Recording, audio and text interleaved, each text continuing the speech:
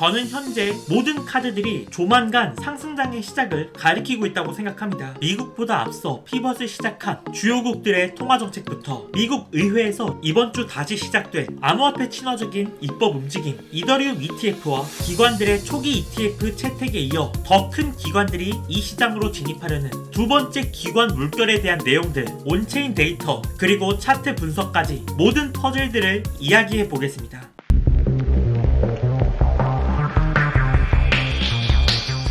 안녕하세요. 50억 아빠입니다. 6월 8일 새벽 알트코인들이 순간적으로 마이너스 10에서 20%가 빠지면서 많은 분들이 놀라셨을 거라 생각합니다. 시장 하락의 이유는 미국의 고용지표가 예측치를 대폭 상회했기 때문인데, 고용이 높게 나오면 인플레이션이 상승 압력을 받으며 미국 경제가 고금리를 버틴 만큼 현재도 건강하다는 뜻으로 금리 인하가 예상보다 늦어질 수 있기 때문입니다. 이더리움 현물 ETF가 승인되면서 선물 시장에 열린 포지션이 역사상 최대 규모에 달한 상황에서 고용지표 악재로 순간 하락이 발생했고, 이에 따라 롱 포지션들이 청산되면서 시장에 급격한 하락이 발생한 것입니다. 어제 코인들 낙폭의 최소 절반은 손절이나 청산이 터지면서 고의가 아니라 비자발적인 매도로 인한 하락이 컸다고 생각합니다. 제가 오늘 새벽 3시에 고용지표에 대한 저의 관점과 이 하락이 고의가 아닌 비자발적이기 때문에 다시 반등할 것이다 라는 말씀을 드렸고, 이처럼 실시간 관점은 텔레그램을 통해 모든 정보를 올려드리고 있기 때문에 필요하신 분들은 고정 댓글 링크 클릭하셔서 텔레그램에 입장해 주시기 바랍니다. 단기적인 이슈부터 살펴보면 6월 13일 목요일 새벽에 미국의 기준금리 결정이 예정되어 있습니다. 금리는 98% 확률로 동결될 것으로 예측되고 있으며, 중요한 것은 파월 연준 의장의 연설입니다. 관전 포인트는 고용지표가 예상보다 강하게 나오면서 금리 인하에 대한 기대감이 약화되었는데, 이에 대해 파월이 어떻게 평가할지가 중요하고, 무엇보다 중요한 것은 최근 주요국들이 금리 인하를 시작한 움직임에 대하여 연준도 9월부터 금리 인하를 시작할 것이라는 시장의 기대감이 있는데, 이와 관련된 파월의 발언이 주목할 점입니다. 현재 시장은 9월에 연준이 금리를 인하할 확률을 46.6%, 동결할 확률을 49.5%로 예측하고 있습니다. 연준의 피벗은 언제냐의 시간 문제일 뿐이지 정해진 수순이며, 저는 현재 모든 카드들이 조만간 상승장의 시작을 가리키고 있다고 생각합니다. 캐나다는 지난 5일 4년 만에 첫 금리 인하를 단행하며 주요 7개국 중 처음으로 피벗 행렬의 스타트를 끌었습니다. 캐나다 은행 총재는 인플레이션이 완화되고 있다는 추가적이고 지속되는 증거가 나오면서 더는 긴축적인 통화정책을 유지할 필요성이 사라졌다 라고 밝혔습니다. 이것은 강세장 시작을 위한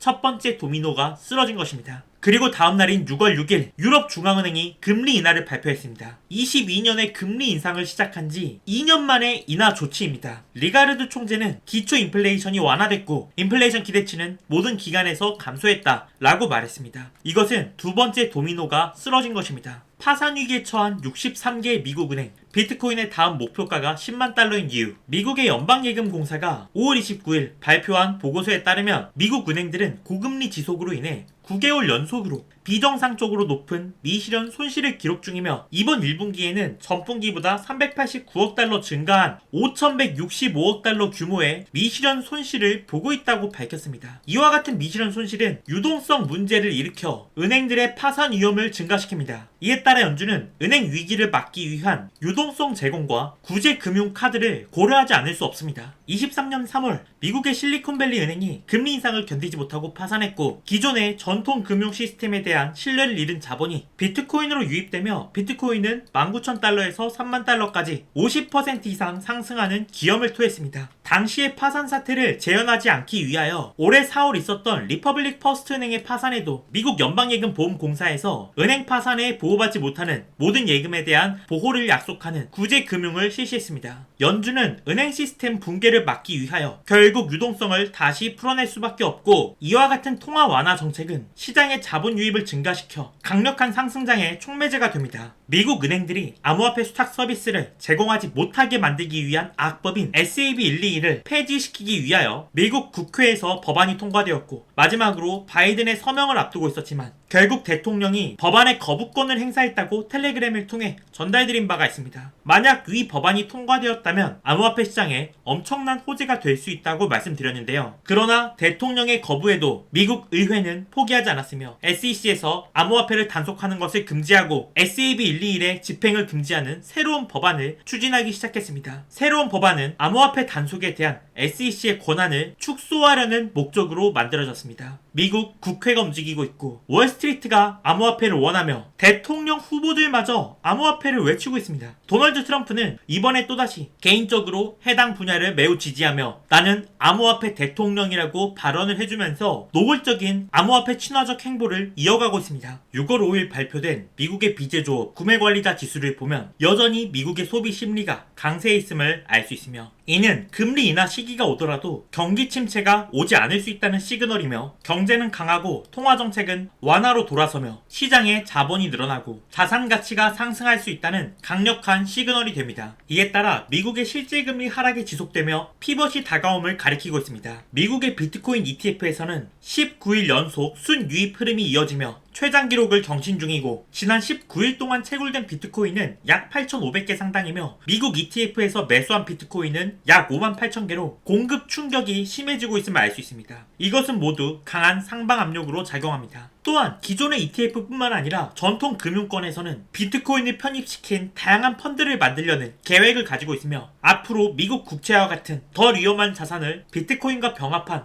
다양한 하이브리드 펀드가 출시될 예정이며 이에 대한 수요 역시도 클 것으로 예상되고 또한 세계적인 투자회사 프랭클린 템플턴의 CEO 제이 존스는 현재 비트코인 ETF의 투자자 중 기관의 비중은 20%에 불과하고 초기 수요는 대부분 소매 투자자들로부터 왔으며 주요 기관들은 아직 본격적으로 투자에 나서지도 않았다며 두 번째 물결이 기다리고 있으며 다음 물결은 이 상황에 더 익숙해진 더 큰 기관들이 될 것이다 라고 말했습니다. 실제 3개월에서 12개월의 실사 과정을 거치는 와이어하우스와 기타 대형 기관 투자자들이 비트코인 ETF를 승인하고 배분이 시작되고 있으며 기관 유입의 두 번째 물결이 시작되고 있음을 알렸고 또한 프랭클린 템플턴은 비트코인과 이더리움이 아닌 다양한 암호화폐 중심 투자 펀드를 고려하고 있다고 밝혔습니다. 기관 투자자를 대상으로 하는 프라이빗 펀드이며 기관 투자자들에게 암호화폐 투자를 제공할 뿐만 아니라 스테이킹 보상까지 제공하는 펀드가 될 것입니다. 이에 따라 암호화폐 투자에 익숙해진 기관 투자자들의 자금이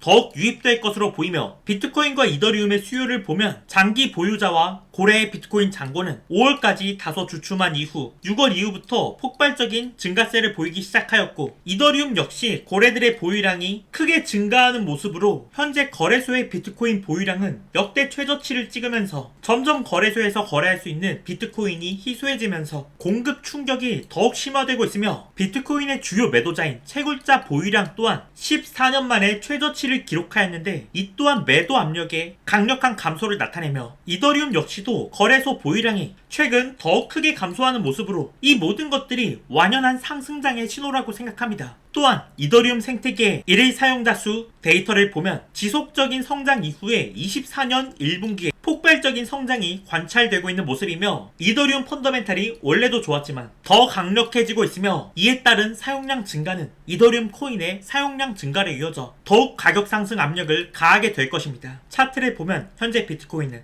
3월부터 시작된 횡보 채널 구간의 저항선을 상방으로 돌파하려는 시도 중에 있으며 차트 패턴상으로 상승 이후 조정 그리고 다시 상승 파동을 이어가는 상승 깃발형 패턴과 유사한 흐름으로 움직이고 있다고 생각합니다. 그리고 이더리움을 보면 ETF가 승인될 것이라는 소식으로 30% 급등한 이후 어제 낙폭이 있었다곤 하나 여전히 계단식 상승 파동에 있다고 보이며 강한 상방 압력을 받고 있는 차트라 생각됩니다. 만약 아래로 빠지더라도 저점을 크게 낮추지 않으며 다시 반등할 가능성이 높다고 보고 있으며 이더리움이 상승하면 알트코인들도 자신감을 되찾으며 지난 낙폭을 점차 회복해줄 수 있을 것으로 생각하고 있습니다. 여기까지 제가 생각하는 관점에 대하여 설명드렸으며 추가적으로 알트코인에 대한 정보와 실시간 관점 브리핑이 필요하신 분들은 영상 고정 댓글 링크를 통해 공식 텔레그램 정보방에 입장하시면 더 빠르고 다양한 정보를 실시간으로 접하실 수 있습니다. 여기까지 이번 영상 마치겠습니다. 더 좋은 영상으로 돌아오겠습니다. 감사합니다.